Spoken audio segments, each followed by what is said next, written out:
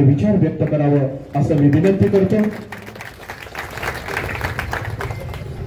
ज्यांच्या दिव्य सानिध्यात आजचा कार्यक्रम होतोय ते परमपूज्य महाराज गुरु बसव विरक्त मठ संघचे प्रमुख, आपल्या कार्यक्रमाचे अध्यक्ष आणि आपल्या चेअरमन माननीय मानसिंगराव नाईक भाऊ, आपल्या तालुक्याचे माजी आमदार माननीय विक्रमदादा सावंत आणि विलासराव जगताप साहेब, या ठिकाणी उपस्थित असणारे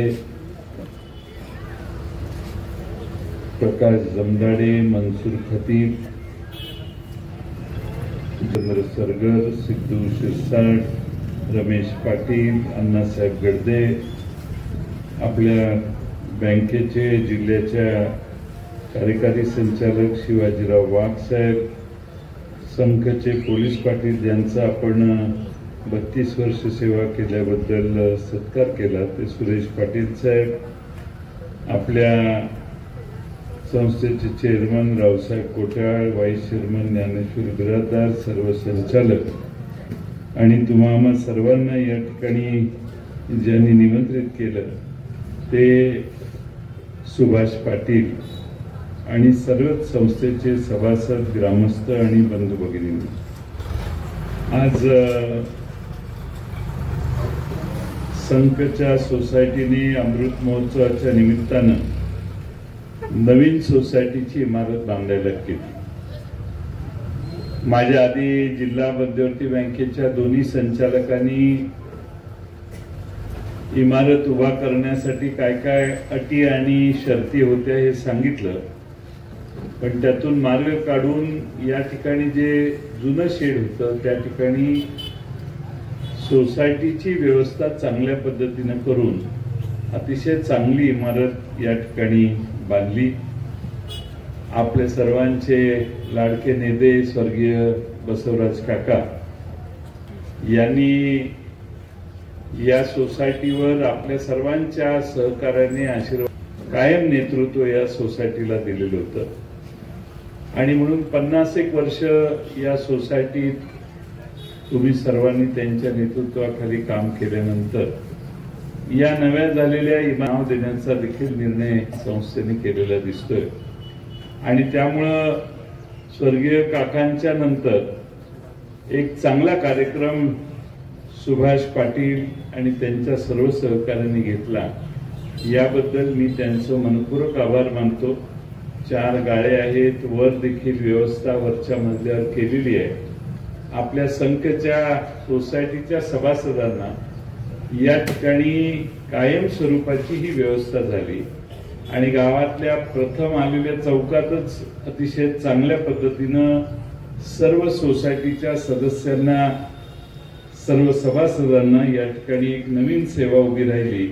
शेवटी गावाची सोसायटी कशी आहे, ग्रामपंचायत कशी आहे, यावर गावाचं वैभव मोजलं जातं असं मी मानतो आणि म्हणून आपल्या जिल्हा मध्यवर्ती बँकेने सांगली जिल्ह्यातल्या सर्व सोसायट्यांना चांगल्या पद्धतीची इमारत असावी म्हणून मला वाटतं 20 लाख रुपये कर्जाची योजना, बिनव्याजी कर्ज देण्याची योजना काढलेली आहे आणि त्याची मदत आपल्या या आजच्या उभारणीला झालेली आहे।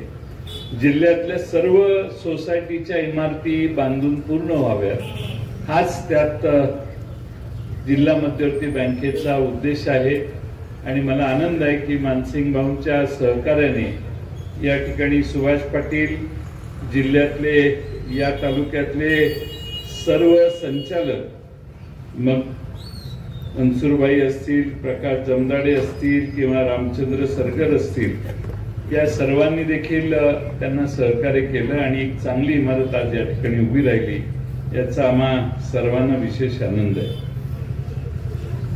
आपल्या सोसायटीला जवळपास 28 कोटीचं कर्ज वाटप झालं। आपण कायम दुष्काळातली माणसं, कधी तलाव भरला तर थोड्या बहुत लोकांना त्याची मदत होते, नाहीतर कायम दुष्काळ आपल्याला आज नाही 4 दशक आपल्या माग हात धुवून लागलेला होता. आणि त्यामुळे यापूर्वी दुष्काळ असला की टँकरचा पुरवठा हे काही आपल्या मागचं कधी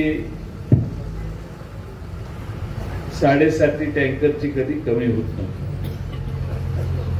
आपल्या तालुक्यामध्ये म्हैसाळ योजनेने काही गावं पाणी पुरवठा करून जलसिंचनाखाली घेतली. त्यात आपल्या उमदी गावाला शेवटचा छोटासा वाटा येतोय. तो काय फार येतोय असं पूर्तीकर मला वाटत नाही. थोडं बहुत पाणी उमदीपर्यंत शेवटी त्या योजनेतनं पोहोचलं. पण उरलेल्या सगळ्यांचा, उरलेल्या 65 गावांचं काय हा प्रश्न सतत असायचा. विक्रमदादा विधानसभेत सतत हा प्रश्न काढत होते. बसवराज काका, विलासराव जगताप साहेब, आमचे रमेश पाटील असतील, पूर्तीकर असतील, मनसूर खतीब असतील, जमदाडे असतील, सगळेच एकच सांगायचे आम्हाला पाणी द्या, बाकी आम्ही सक्षम आहोत, आमचं आम्ही बघतो.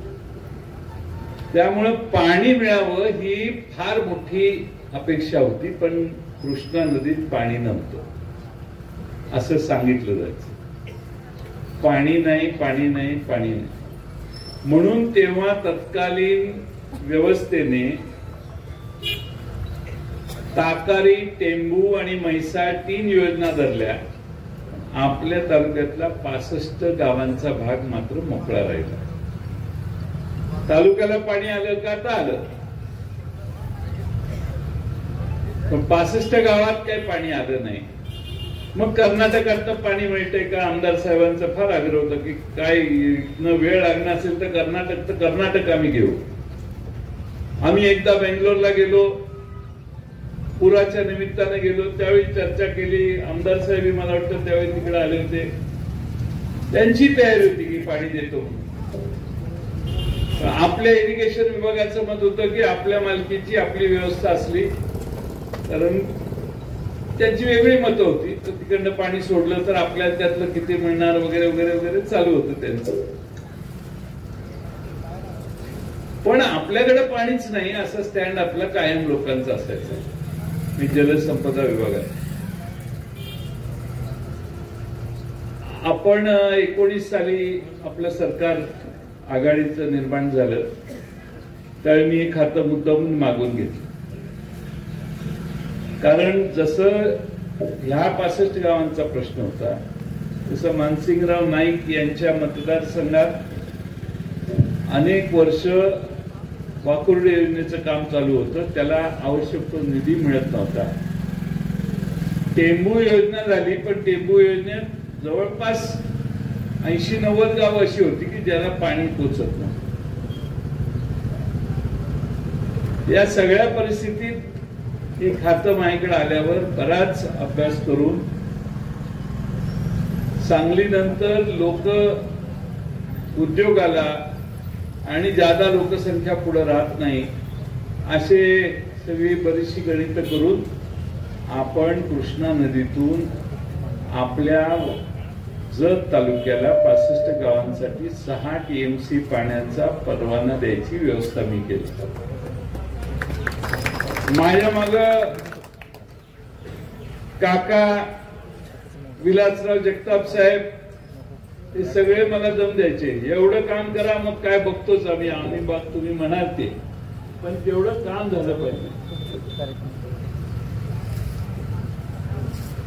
थोडा 2-3-4 महिने अभ्यास करून बराचसा मार्ग काढून कायदेशीर रीतसर निर्णय झाल्यानंतर इथंच संकला मी आलो होतो आणि बसवराज काकांनी माझा बराच मोठा सत्कार केला होता. आणि आता मला आनंद आहे की तेव्हाच याची योजना, त्याच्यावर कशी योजना करायची, काय याचे निर्णय जुन्या सरकारने घेतले. नवीन सरकार आल्यावर 1 वर्ष 1.25 वर्ष वाया गेलं. आणि नंतर मग टेंडर प्रक्रिया पार पडली आणि त्यानंतर आता कामं चालू झालेली आहेत। मला खात्री आहे की 1-2 वर्षात आपल्याला बरंचसं काम पूर्ण झालेलं दिसेल आणि आपल्याला फार चांगल्या पद्धतीनं पाण्याची उपलब्धी होईल। आणि सोसायटीमध्ये थकलेलं 65 गावातलं जर काही कुठली सोसायटी शेतकरी असतील तर त्यांचं हे थकलेलं प्रमाण देखील कमी होईल आणि लोक विकासाच्या वेगानं झपाट्यानं पुढे जायला सुरुवात होतील आणि पाण्याची उपलब्धी असली तर मला खात्री आहे की जतचा कष्ट करणारा शेतकरी ज्यांनी दुष्काळात देखील आपल्या जमिनीमध्ये प्रचंड कष्ट केले, अनेक वेळा कष्ट करून दुष्काळानं डोळ्याच्या समोर आपली पिकं जळलेली करपलेली आपण पाहिली, तो शेतकरी मिळालेली ही संधी घालवेल असं मला वाटत नाही। पुढच्या 2-4 वर्षात जत तालुक्याची अवस्था अधिक सुधारेल। आर्थिकदृष्ट्या संपन्न तालुक्यात पुन्हा शेतीच्या दृष्टीनं संपन्न तालुक्यात या तालुक्याचा उल्लेख झाल्याशिवाय राहणार नाही असा मला विश्वास आहे। खरं म्हणजे आपल्या जिल्हा मध्यवर्ती बँकेला 24-25 साली 186 कोटी रुपयाचा फायदा झाला। हा फायदा जसं पाणी जास्त फिरेल जिल्ह्यात तसं हा फायदा वाढेल। पुढच्या वर्षी अध्यक्ष साहेब सांगत होते की 220 कोटी पर्यंत हा फायदा जाण्याची शक्यता आहे पुढच्या 26 साली मार्चच्या। आणि ठेवी देखील जिल्हा मध्यवर्ती बँकेवर लोकांचा विश्वास वाढल्यामुळे ठेवी देखील आता 10,000 कोटीपेक्षा जास्त झालेले आहेत। म्हणजे जिल्ह्यातल्या लोकांचा जिल्हा मध्यवर्ती बँकेवर पुन्हा विश्वास निर्माण झाला आणि या बँकेच्या ठेवी 10,000 कोटीपर्यंत गेल्या। एक मोठा ऍडव्हान्टेज, मोठी सकारात्मक बाब। जिल्ह्यात जे 5 महाराष्ट्रात 5 बँका असतील तर आपली बँक मला वाटतं 3ऱ्या नंबरवर आता आहे। त्यामुळं आम्ही केलेली प्रगती ही आम्ही सगळ्यांनी मिळून केली आहे, ही काही मी एकट्याने किंवा कुणी आम्ही सगळे जिल्हा मध्यवर्ती बँकेत तुम्ही मागच्या वेळी जे पॅनल निवडून दिलं त्या सगळ्यांनी मिळून या प्रगतीला फार मोठं सहकार्य केलं आणि चांगले निर्णय घेतल्यामुळे आपली प्रगती फार चांगली चालली आहे। आणि मला खात्री आहे की जेव्हा 65 गावातील जवळपास 40,000 हेक्टर जमीन ओलिताखाली येईल, जी 1-2 वर्षात योजना पूर्ण झाल्यावर होईल, त्या 65 गावात देखील ज्यावेळी काळ्या जमिनीमध्ये सोनं पिकायला लागेल त्यावेळी या परिसराचं चित्र प्रचंड बदलेल असा मला विश्वास आहे। आणि अनेक वर्ष आम्ही बऱ्याच वेळेला भाषणं केली आणि आलं पाहिजे म्हणून अनेक वेळा दुष्काळात मोर्चे काढले। स्वर्गीय राजाराम बापू पाटील यांनी तर सांगलीहून उंदीपर्यंत पदयात्रा काढलेली होती। अनेकांनी या पाण्यासाठी लढे दिले। त्या सगळ्या लढ्यामध्ये बसवराज काका कायम राजाराम बापूंच्या वर असायचे। बापूंच्या नंतर देखील हे लढे कायम झाले, पण नदीतच पाणी नाही हे उत्तर आल्यामुळे 65 गावं वंचित होती। राजाराम बापूंचा मुलगा म्हणून, बसवराज काकांचा एक सहकारी म्हणून आणि या गावात आणि या भागातल्या लोकांनी कायम राजाराम बापूंच्यावर प्रेम केले आणि म्हणून त्यातून उतराई होण्यासाठी आम्ही एक चांगला निर्णय घेऊ शकलो याचा मला आणि माझ्या सर्व सहकाऱ्यांना आणि आमच्या सरकारला कायम तेव्हाच्या सरकारला अभिमान वाटेल असा मला विश्वास आहे। आज खरं म्हणजे OTS ची योजना आणलेली आहे, त्याची माहिती घ्यावी जर कोणी अडकलं असेल तर। आपण जवळपास NPA ची माहिती घेतली तर एकूण 6 संस्थांचे NPA असं काहीतरी नील केलेलं आहे मला वाटतं या तालुक्यात। एकूण वसुलीची टक्केवारी थोडीशी कमी आहे, सब बँक लेवलला 37% आहे आणि मेंबर लेवलला 58% वसुली आहे। मला खात्री आहे की त्यात आपण निश्चितपणानं सुधारणा कराल। त्याचबरोबर आपल्या सगळ्या प्रगतीत आता ह्या नव्या इमारतीचा निश्चितपणानं चांगली भर पडेल असा मला विश्वास आहे। आमचे सगळ्यांचे सहकारी आणि आपले युवा नेते सुभाष पाटील हे बसवराज काकांच्या नंतर हळूहळू आपल्या सगळ्या जबाबदाऱ्या पार पाडायला लागलेत हे बघून आम्हाला स्वतःला आनंद आहे आणि मला विश्वास आहे की बसवराज काकांच्या प्रमाणेच आपल्या सगळ्यांना बरोबर घेऊन या तालुक्यातल्या काकांचा ज्यांच्याशी चांगला संबंध होता त्यांच्याशी चांगला संबंध ठेवून या गावाची आणि तालुक्याच्या प्रगतीत ते मोलाचा वाटा उचलतील असा मला विश्वास आहे.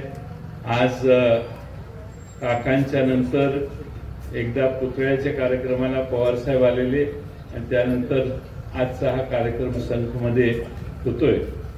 आज व्यासपीठावर आमचे जगताप साहेबी आहेत, विक्रम दादा पण आहेत, जिल्ह्यातले तालुक्यातले सगळे प्रमुख नेते आहेत. आपण सगळ्यांनी या तालुक्याच्या प्रगतीत हातात हात घालून काम करू आणि निश्चितपणाने या तालुक्याला भविष्य काळात अधिक वेगानं पुढे नेण्याचं काम करू असा विश्वास मी व्यक्त करतो. मी सुरेश अप्पाराया पाटील ज्यांनी जवळपास 32-33 वर्ष पोलीस पाटील म्हणून काम केलं, कुठल्याही बाजू न घेता जे योग्य आहे तेच काम करण्याचं काम त्यांनी केलं. आता ते निवृत्त झाले. त्यांच्या सेवानिवृत्तीचा सत्कार देखील आम्हा सगळ्यांच्या हस्ते आपण केला. त्यांनाही पुढच्या आता एकदम पोलीस पाटील स्वभावात आल्यावरती काय पद असो वगैरे नसो स्वभावातनं जात नाही ते. त्यामुळे पोलीस पाटील कुणी असलं तरी लोक तुमच्याकडेच येणार आणि त्यामुळे आमच्याकडे एक उरणात पोलीस पाटील आहेत, धनी म्हणतात त्यांना, त्यांच्या मुलालाही धनी म्हणतात. आणि त्यामुळं पोलीस पाटील असल्यावर जो मान असतो तो काय मान 32 वर्ष तुम्ही सेवा केल्यामुळे तुमचा राहीलच असा विश्वास मला आहे. आज गावात अनेक नवीन तरुण पिढीतली मुलं शेतीत काम करत असतील. मित्रांनो, आता जग बदलायला लागले. जग एवढं बदलायला लागले की आधुनिकपणाने लोक शेती करायला लागली. आपण आज पाणी कमी होतं म्हणून माग राहिलो, पण आता कमी पाण्यावर उत्तम शेती करणारे जगात तंत्रज्ञान विकसित व्हायला लागले. त्याचा या गावातल्या तरुण पिढीनं अधिक उपयोग करावा अशी अपेक्षा मी करतो. शेवटी आपल्या सगळ्या तरुण मुलांनी जरा शेतीत चांगलं लक्ष घातलं तर समच्या सुपीक जमिनीत अधिक चांगले असं चित्र आपण तयार करू शकाल असा विश्वास बाळगतो आणि मी आपल्या सगळ्यांची रजा घेतो. धन्यवाद.